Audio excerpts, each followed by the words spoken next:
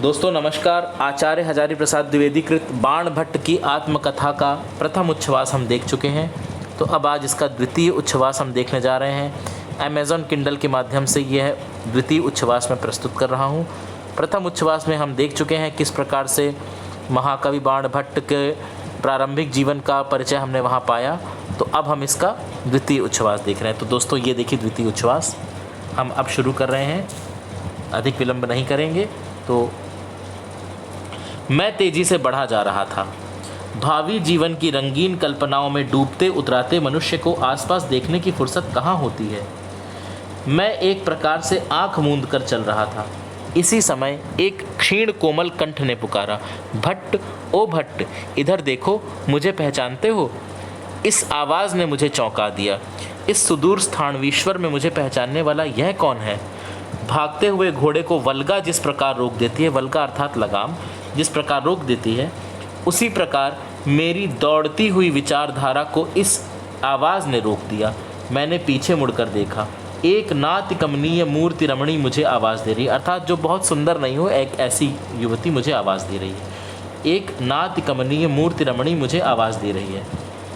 उसके मुखमंडल पर तारुण्य था, परंतु उसकी दीप्ति धुंधली हो गई थी, जैसे धुआं उगलती हुई दीप शिखा हो। उसकी आंखें संध्या के धुंधले प्रकाश में चमक रही थी। उनके किनारों पर साफ ही दिख जाने वाली काली रेखाएं उस चमक को अभिभूत नहीं कर पाती थीं। वह एक पान की दुकान पर बैठी थी। ऐसा लगता था कि वह पान कम बेच रही थी, मुस्कान ज़्यादा। मुझे पहचानने की शक्ति का गर्व था। मैं हंसी वाली रुलाई और रुलाई वाली हंसी पहचानने में अपने को सिद्ध हस्त समझता था, पर यह हंसी एक विचित्र प्रकार की थी। उसमें आकर्षण था पर आसक्ति नहीं थी, ममता थी पर मोह नहीं था। मैं उसकी दुकान की ओर अनायास ही खिंच गया और उसे पहचानने की कोशिश करने लगा। वह बोल उठी, भट्ट, तुम भी नहीं पहचानते? अरे यह तो निपुणिका है। मैं एक क्षण तक उन्मथित सा, भ्रांत सा, निस्संग सा खड़ा रहा। फिर एकाएक चिल्ला पड़ा, अरे न्यूनिया! न्यूनिया निपुणिका का प्राकृत नाम है। मैं उसके प्राकृत रूप से ही ज़्यादा हिला हुआ था। निपुणिका ने अपनी बड़ी बड़ी आंखों से मुझे डांटा, हल्ला क्यों करते हो, धीरे धीरे बोलो। और फिर उसने एक आसन सरकाते हुए कहा, बैठो, पान तो खा लो। मैं बैठ गया। निपुणिका का संक्षिप्त परिचय यहाँ दे देना चाहिए। निपुणिका आजकल की उन जातियों में से एक की संतान है जो किसी समय अस्पृश्य समझी जाती थी, परंतु जिनके पूर्व पुरुषों को सौभाग्यवश गुप्त सम्राटों की नौकरी मिल गई थी। नौकरी मिलने से उनकी सामाजिक मर्यादा कुछ ऊपर उठ गई। वे आजकल अपने को पवित्र वैश्य वंश में गिनने लगी हैं और ब्राह्मण क्षत्रियों में प्रचलित प्रथाओं का अनुकरण करने लगी हैं। उनमें विधवा विवाह की चलन हाल ही में बंद हुई है।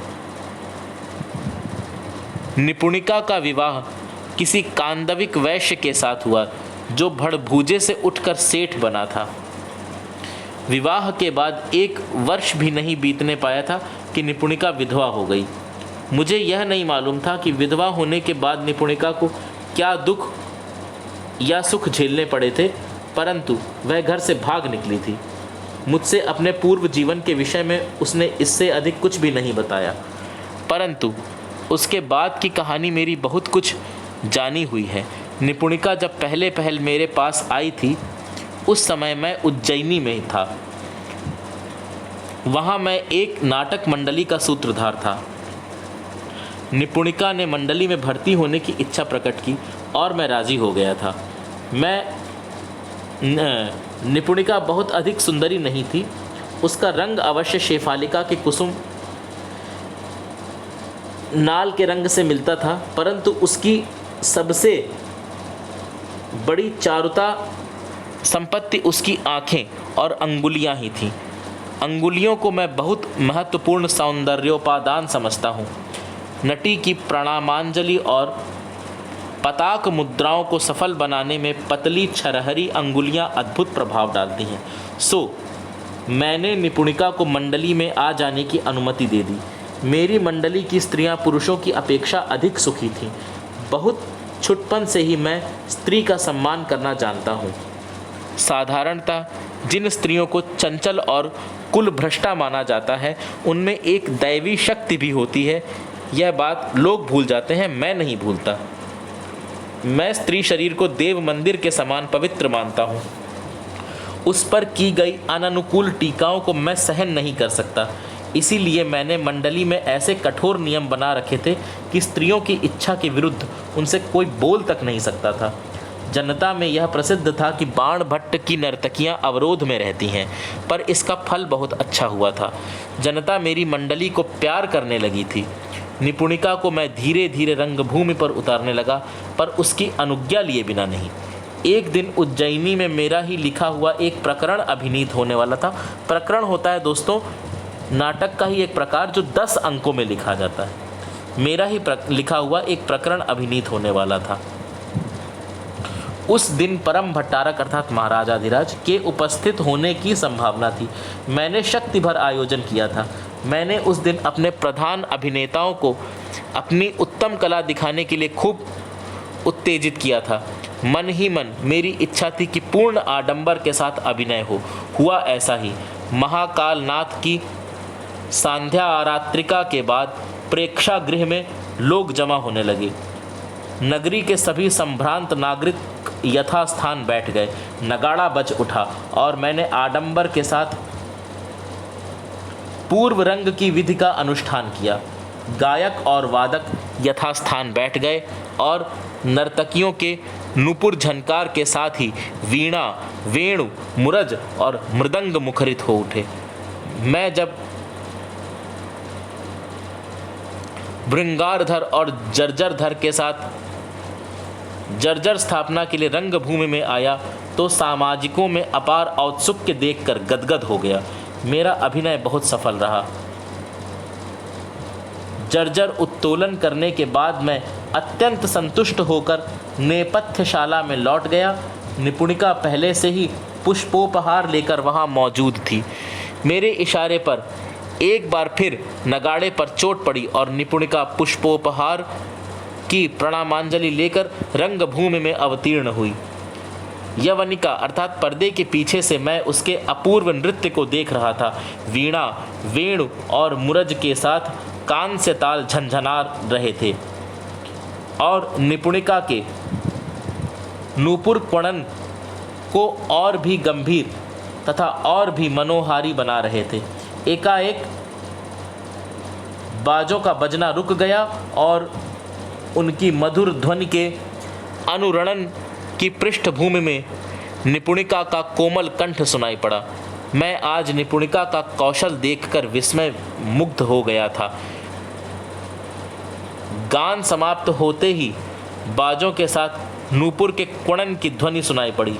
बहुत ही सुकुमार भंगी में निपुणिका ने अपना उपहार देवताओं को समर्पित किया और अभिराम संचार के साथ धीरे धीरे नेपथ्य भूमि की ओर लौट आई। क्षण भर में मेरे मानस समुद्र में विक्षोभ का तूफान उठा और शांत हो गया। मैं सदा अपने को संभाल सकने में समर्थ रहा हूँ, इस बात का मुझे अभिमान है। मैंने एक बार आग्रह भरी आवाज़ में पुकारा, न्यूनिया। निपुणिका ठिठक कर खड़ी हो गई। उसका बायां हाथ कटि देश पर न्यस्त था अर्थात कमर पर रखा हुआ था। कंकण कलाई पर सरक आया था। दाहिना हाथ शिथिल श्यामा लता के समान झूल पड़ा था। उसकी कमनीय देह लता नृत्य भंग से जरा झुक गई थी। मुखमंडल श्रम बिंदुओं से परिपूर्ण था। मुझे मालविकाग्निमित्र की मालविका याद आ गई। मैंने हंसते हुए कालिदास का वह श्लोक पढ़ दिया। निपुणिका संस्कृत नहीं जानती थी। उसने क्या जाने क्या समझा। उसके अधरों पर जरा सी स्मित रेखा प्रकट हो आई और कुछ देर के लिए उसकी आंखें झुक गईं। उसी समय उसके शिथिल कवरी बंध से एक मल्लिका पुष्प गिर गया और इस अपराध का दंड उसे तुरंत मिल गया। निपुणिका अपने पादांगुष्ठों से उसे इधर उधर रगड़ने लगी। कालिदास की मालविका का जो रूप निपुणिका में अभी तक नहीं आ पाया था वह भी आ गया और मैं खिलखिलाकर हंस पड़ा। मेरा हंसना देखकर निपुणिका ने सिर उठाया। अब की बार उसकी आंखें गीली थीं। वह धीरे धीरे वहाँ से हट गई। मुझे लगा कि मेरा हंसना वह बर्दाश्त नहीं कर सकी। मैं और कामों में उलझ गया। नाटक शुरू हुआ और 5 घंटों तक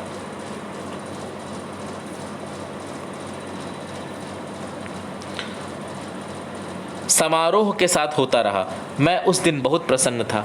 परम भट्टारक के आनंद गदगद मुख से स्पष्ट ही प्रकट हो रहा था कि मैं कल प्रचुर पुरस्कार पाऊंगा। उन्होंने दूसरे दिन राजसभा में दर्शन देने का प्रतिवचन दिया। सामाजिकों के भूयो भूयः साधुवाद के बीच अभिनय समाप्त हुआ। उस दिन का कार्य समाप्त करके मैं आवास की ओर लौटा।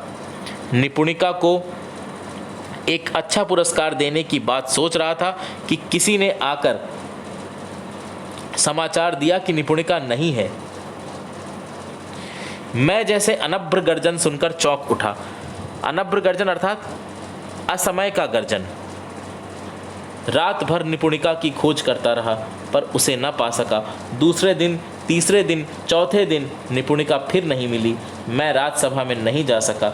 रह रहकर निपुणिका की गीली आंखें मेरा हृदय कुरेदने लगी। मैं अपनी उस अशुभ हंसी से अकाल कुसुम की भांति भय पाने लगा। नाट्य मंडली को मैंने 5वें दिन तोड़ दिया और अपने लिखे हुए प्रकरण को क्षिप्रा की चतुल तरंगों को भेंट कर दिया। क्षिप्रा की चटुल तरंगों को अर्थात अपना लिखा हुआ प्रकरण जो था, नाटक था, उसको नदी में प्रवाहित कर दिया। क्षिप्रा की चटुल तरंगों को भेंट कर दिया। तब से आज 6 वर्ष बीत गए हैं। मैंने वह पेशा ही छोड़ दिया है। आज जब फिर एक पुरस्कार की आशा से राजसभा की ओर चला हूँ तो सामने वही निपुणिका। उस दिन जिसके आदर्शन ने विघ्न उपस्थित किया था उसका दर्शन भी क्या आज विघ्न उपस्थित करेगा? अदृष्ट को कौन रोक सकता है? तो दोस्तों यहाँ पर हम रुक जाते हैं। द्वितीय उच्छ्वास का यह प्रथम खंड रोक लेते हैं। आगे हम कल देखेंगे दोस्तों क्या हुआ, कैसे हुआ, और मालविकाग्निमित्र के उस श्लोक को भी हम आपको कल बताएंगे कि कौन सा श्लोक था। इसी के साथ आज का वीडियो यहीं रोकते हैं।